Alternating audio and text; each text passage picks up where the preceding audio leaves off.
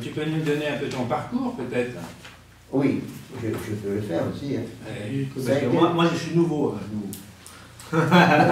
J'ai entendu beaucoup parler de toi. On entend beaucoup parler de toi, mais on sait pas. Je pense que mon parcours est inconnu, d'habitude, parce que oui, c'est assez compliqué.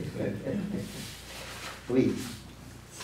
Oui, je pensais aussi, et ça m'a donné l'occasion de revoir, parce que j'avais jamais fait cela, hein, l'occasion de revoir ce qu'a été, comment ça se passait. Ça a été, c'est étonnant. Pour voir, oui. Attendez.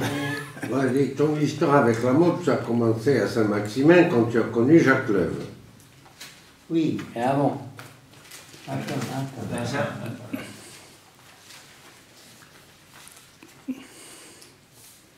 Tu le sais par cœur. Là, il a fallu le rappeler. Moi, je garde assez de mémoire. Je pense que c'est sur la voie de la Providence. Hein. Je voudrais être dominicain à partir de 14 ans. Mais pas, mon père faisait une difficulté. Nous avons jusqu'à combien de minutes pour parler? Oh, c'est pas. Tu prends ton temps. Non. Et toi? Alors, même pour résumer, je fais d'abord, je n'ai pas pu me présenter aux dominicains immédiatement, alors j'ai rentré au séminaire, et c'était assez extraordinaire ce moment-là, parce que je n'ai pas fait de petits séminaires. J'avais fini les gymnases, et je suis rentré au séminaire. J'ai été ordonné prêtre du diocèse de Fortaleza, c'est au nord-est du Brésil. C'est aujourd'hui une des grandes villes qui pose énormément de problèmes, parce qu'elle a grandi énormément, où le contraste entre pauvreté et richesse est très marqué. Hein. J'ai eu un évêque salésien qui a eu la bonté, mais je continue à vouloir être dominicain. Alors, il m'a permis, après 3 ans de ministère, j'étais en paroisse, mais le Seigneur ne m'a pas laissé, parce qu'il m'a envoyé une maladie, une espèce de rhumatisme que j'ai jusqu'à maintenant. Alors j'ai dû m'absenter et je ne suis resté en paroisse que brésilienne que 6 mois à peu près. Alors je suis entré chez les Dominicains, j'ai fait le noviciat en France, au Brésil, et de ce temps-là, c'était encore avant le concile, hein, de ce temps-là, on était obligé de venir en France. J'ai fait profession dominicaine dans la province de Toulouse. J'ai été le dernier Brésilien à faire profession, j'ai appartenu à la province de Toulouse quelques mois, parce que j'ai fait profession le 25 janvier, et le Brésil a été constitué en province d'indépendance le 7 mars suivant. Quelle année? Oui. Mais en quelle année? 51. 51. 51. Pas. Beaucoup d'entre vous n'étaient pas nés, non? Moi, je n'étais pas né. Voilà, c'est ça. Eh bien, j'étais déjà vieux. Alors, c'est comme ça que je suis venu en France la première fois, parce qu'on devait refaire la théologie, ce qui a été une chance extraordinaire pour moi. Extraordinaire. Je remercie Dieu. Et parce que j'avais fait un bon cours de séminaire, mais ça n'a pas de comparaison. Non, ce que j'ai eu à Saint-Maximin, ça n'a vraiment pas de comparaison. Et je pense qu'en général, c'est une réflexion générale.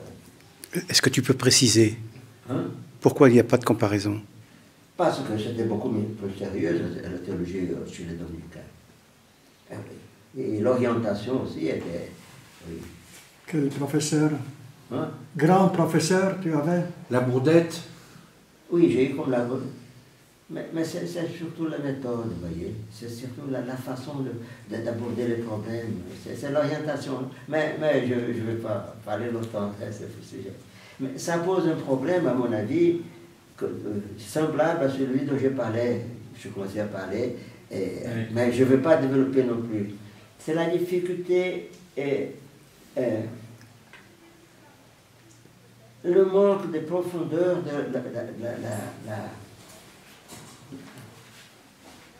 la découverte de Jésus. On ne peut pas se faire des idées optimistes. Moi, je parle en tant que Brésilien, hein, et je ne parle pas contre mon pays, mais je pense aussi bien pour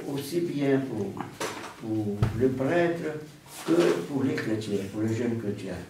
À mon avis, c'est un problème très grave qu'on considère les jeunes brésiliens sous le même aspect qu'on considérait les jeunes français. Alors, on a une famille chrétienne.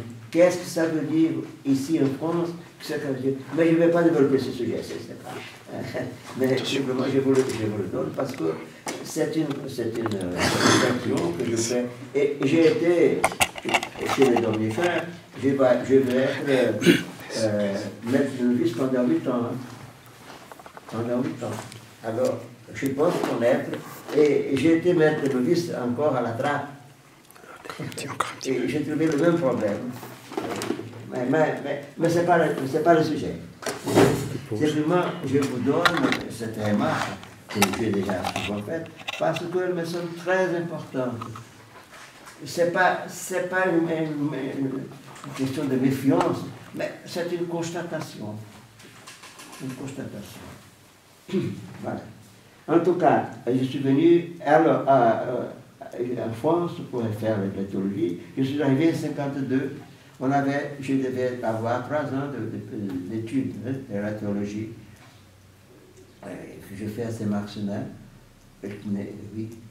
C'était la méthode, parce que ce temps-là, l'ordre avait le professeur était un lecteur, pas un docteur, n'est-ce pas? Il était un lecteur de Saint Thomas. Alors, selon ses qualités, la Baudette a été quelque chose d'absolument extraordinaire, hein, et qui m'a marqué profondément. Il faisait la théologie morale. Alors, ça m'a aidé du point de vue intellectuel, du point de vue spirituel, énormément. Et je dois énormément aux Dominicains, je suis très reconnaissant. Alors, c'est là que j'ai eu Jacques Leuve comme professeur de pastoral. Oui, il était professeur de pastoral, oui, c'est comme ça. Alors, j'avais été touché par l'expérience, c'était les années.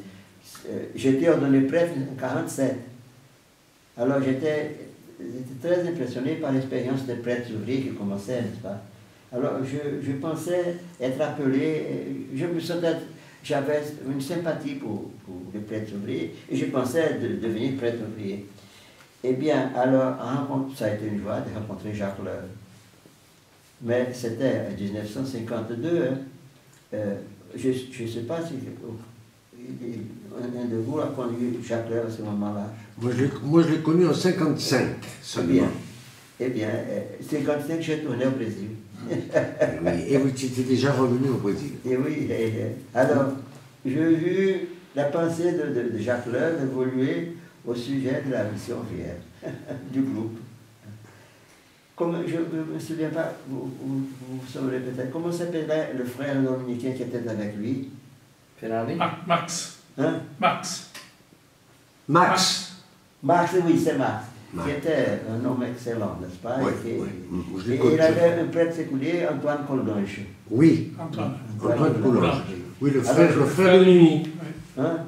Le frère de Mimi Coulonge. Oui. Qu'est-ce qu'ils sont devenus? Ouais, il est encore vivant, je crois. Oui, oui. Antoine Coulonge, oui. Max il a vécu un peu tout seul après, il s'était retiré à Luynes. Simone Relu était en lien avec lui. Oui, je connais bien Simone aussi. Oui, Mireille, oui, Mireille. parce que je fréquentais la Cabicelle. Voilà. Je fréquentais la Cabicelle. Alors, Cotier aussi, qui était simple, le cardinal, n'est-ce pas? Oui. Prédicateur il venait aussi une fois ou l'autre, mais c'était Jacques Leuve qui était. Alors, c'est comme ça que j'ai connu le Jacques Leuve, et je me suis approché de lui, et lui m'a accepté aussi, n'est-ce pas? Et j'ai fréquenté beaucoup la Capucelle. J'ai même travaillé. Au parpaing. Hein? Faire les parpaings. Les Non, je le connais avant les parfums. Il était au port. Ah, il était au port Il était encore. au port encore, oui. Mais parce que le parfum, il me semble que c'est 54. Hein? Oui, après la première arrêt du travail. Oui. Alors, mais là, j'ai été déjà ami avec Jacques Leuve. Voilà. Et il parlait. Et tu as connu Paul à ce moment-là. Un peu après. Paul Oui, Gardel. j'ai connu Paul à ce moment, même un peu avant parce qu'il venait à la Cabicelle, n'est-ce pas? Voilà, c'est Il ça. venait à la Cabicelle. Alors, j'ai connu Paul. Alors, vous voyez, Jacques Leuve, quand il a pensé vraiment à organiser la mort, il m'a invité, mais je n'avais pas encore fait profession solennelle. Mais je ne me sentais pas devenir mort.